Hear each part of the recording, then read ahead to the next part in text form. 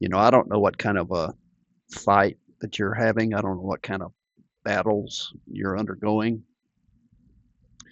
but we have our options.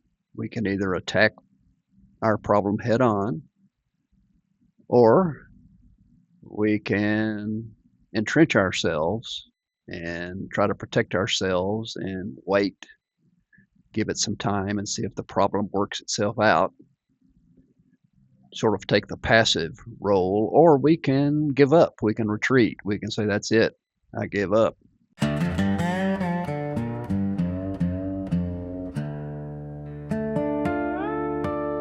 Today is 174 Van Life Update. Hello, everybody. This is Mitch. I'm coming to you from the Lodge Poker Club this morning, and a couple of other things. I'm on my iPad filming this rather than my phone or other cameras, so the quality is going to be a little iffy. But I'm on my iPad, sitting in a nice, comfy chair at the lodge, and just thinking about today's update, and just wanted to briefly jump in and say hello and let you know I'm still alive. I'm still here. Things are going well. And I was thinking about uh, what we were talking about the other day. Where's my camera? Camera's right there. So I need to be looking right there. I hate to be looking off camera. Sorry about that.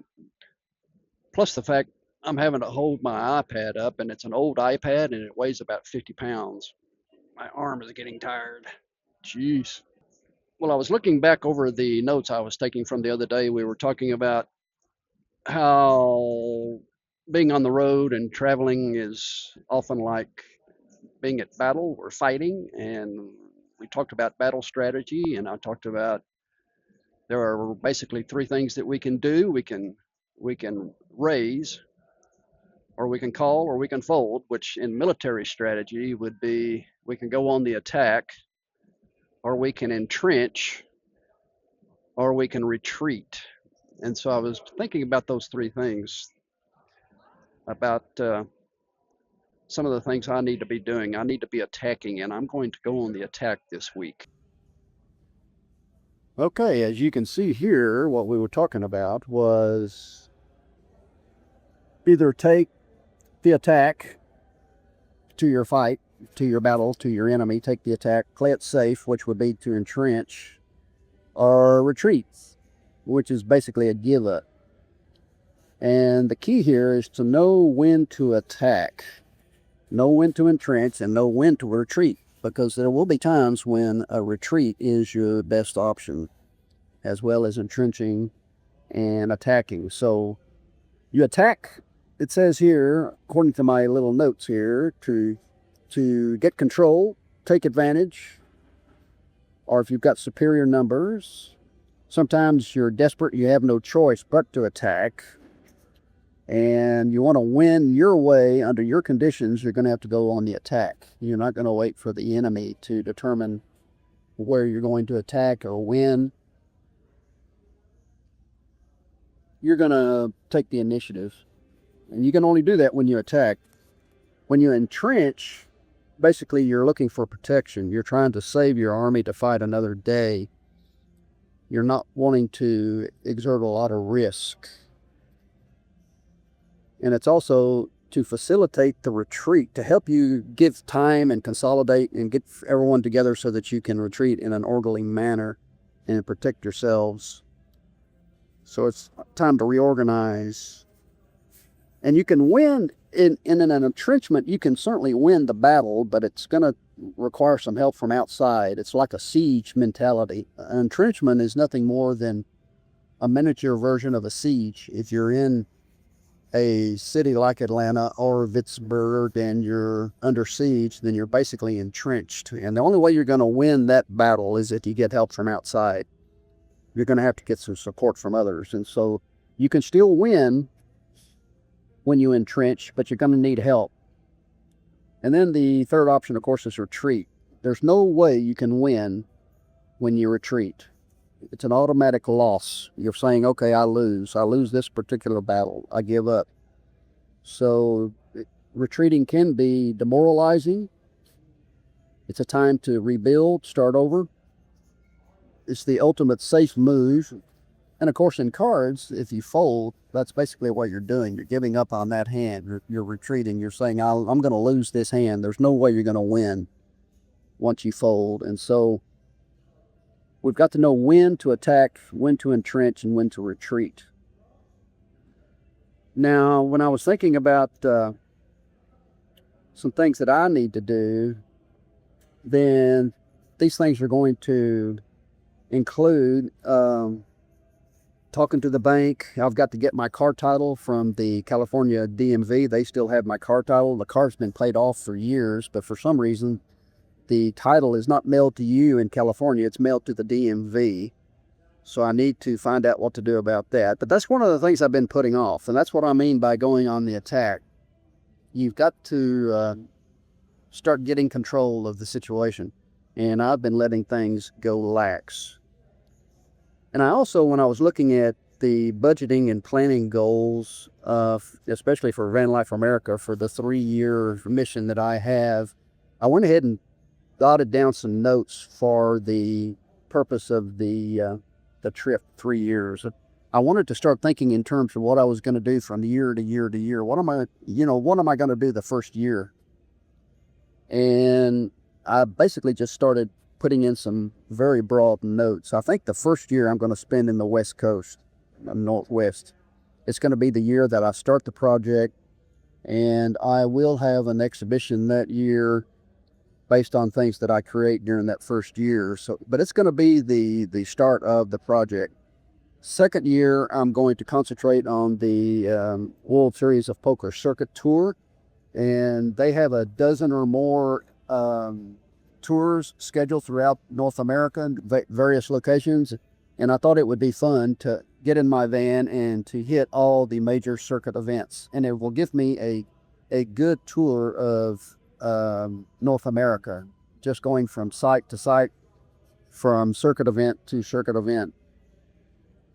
And those events happen all the way up in the East Coast, all the way across the Midwest into California. They're all over the country, so that might be a good way to give me an excuse to travel, to give me a tour that I can do the second year. And then the third year, I'm going to spend in Alaska and Canada and primarily the Northwest. I'm not interested at all in going to the big cities of the Northeast, New York, Philadelphia. Everybody does that. What I'm going to concentrate on when I travel during this 3-year journey, Van Life America, I am going to avoid the interstate highways best I can. I'm going to take the back roads, and I'm looking for small town America. I'm looking for the small towns. I want to avoid the big cities best I can. Now, the second year, when I'm doing the circuit events, I'll have to, of course, go into the big city to play those circuit events and attend those events. But other than that, the rest of the time, I'm going to do my best to stay away from the crowds, the traffic. And that's going to mean avoiding New York City, Philadelphia, the big cities of the Northeast, Los Angeles. I'm going to find ways to hit the back roads and stay away from the big cities during that 3-year period. I don't give a rip about the big city. I want to see what people are doing in the small towns. These places where where normal van lifers usually don't go. I mean, everybody goes to New York City. Everybody goes to Philadelphia and the major tourist traps. I'm looking for the small towns that nobody goes to. Looking for the out-of-the-way places. And then I came up with this chart, this wheel, this 3 charts showing the attack, entrench, and fold segments. And you'll notice here that you can win in the attack phase, and if you entrench, you can still win, but if you retreat, it's a losing deal. And it was helpful for me to draw out this circle and see the 3 choices we have, and to sort of delineate what's going to happen in each segment. If you attack, especially aggressive moves, it's high risk. You're taking the lead. You're wanting control of the situation. You can add pressure, and you can bluff. From the attack phase, you can bluff. It's hard to bluff when you're being passive, when you're entrenched. I mean, how are you going to bluff the enemy if you're entrenched? Now, I know there's things that you can do. You can make your entrenchment spread out and make it look like there's more troops involved than you actually have. General Lee did this. He would spread his troops out and make it look like his army was much bigger in number than it really was. So there's some tricks that you can play if you're entrenched. But basically, it's a safe and passive position to be in with less risk. And you're going to need help to win the battle. You're going to need some luck. It's a possible trap.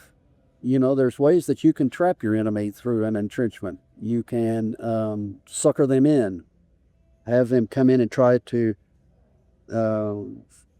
take you while you're behind these barriers, and then you can pull out the reserves and really demolish the enemy when they try to attack your entrenchments. So being in that entrenched state is not totally helpless, but it's nothing like being on the attack, because it's demoralizing to your troops. Your troops need to know that they need to have the confidence that they can go on the attack. And it's the same way if you're playing cards. If you're in a poker game, if you're in a poker session, if all you do is call, and all you do is call or fold, and you never show any aggression at all, it's very demoralizing. It's a very weak position to be in.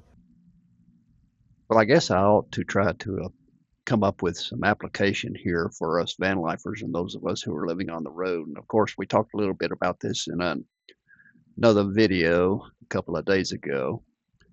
You know, I don't know what kind of a fight that you're having. I don't know what kind of battles you're undergoing. But we have our options. We can either attack our problem head on, or we can entrench ourselves and try to protect ourselves and wait, give it some time and see if the problem works itself out, sort of take the passive role. Or we can give up, we can retreat, we can say, that's it, I give up. So those are our options. And this battle strategy can be applied to any sort of a fight, any sort of a battle we may have. I mean, if we're in a fight with our spouse, maybe a good option to retreat, just give up, say, okay, that's it, we're done, you win, I lose. Maybe that's the best thing we can do. If you're having a fight with a mechanic over some repairs, if that's a battle that you're undergoing, you may need to go on the attack. You may need to not let them get away with trying to cheat you in some way. You need to get all of your facts and all of the evidence, and don't let them push you around. Maybe that's another option. Maybe you need to go on the attack when you're being taken advantage of. That's another option. So I guess what I'm saying is we've got some ability here to either attack or entrench ourselves and take the safer road, or completely just give up and retreat and pull back. So don't feel like that you're forced to take one sort of a stance or another. We need to know when to attack and when to entrench and when to retreat. That's where I'm coming from. And I just needed to remind myself this week. I guess that's the reason I've spent so much time on this. I just needed to remind myself this week that there are times when I need to go on the attack, and I've really been playing it too safe over the last few weeks. I've been playing it safe. And there are times when you just have to take control of the situation and move ahead. Retreat is not an option for me. I'm not going to give up. That's not an option. Well, that's it for today. I hope you got some benefit out of this. I know I did. It's helped me a great deal to remind myself to be more aggressive and to take control of the situation and the environment that I find myself in. And, you know, go on the attack when it's called for. Go out and have a good day, and I'll see you tomorrow. Okay, I apologize for the weird update today, but I was using my iPad and playing around with it just as something different, and that's the reason the quality may be a little off, the editing may be a little weird. So I recorded everything on my iPad sitting in this nice comfy chair here at the lodge. So I guess that'll do it for today. Go out and have a good day, and I'll see you tomorrow.